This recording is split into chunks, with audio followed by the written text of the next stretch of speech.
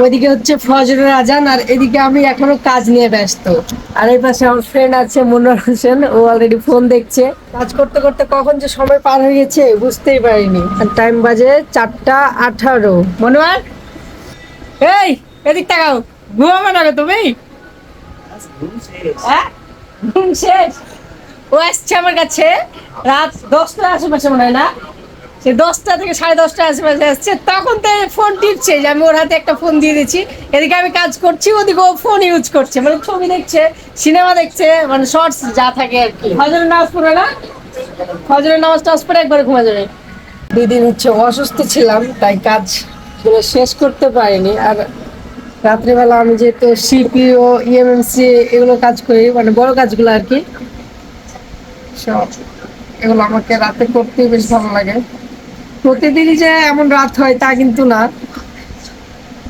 আসলে কাজের চাপ যখন একটু বেশি থাকে এবং কাজগুলো যখন জড়ো হয়ে যায়, যেমন আমি 2 দিন অসুস্থ ছিলাম, দোকানে আসছি কিন্তু এই কাজগুলো আসলে শেষ করতে পারিনি, তাই এখন শেষ করতে হচ্ছে।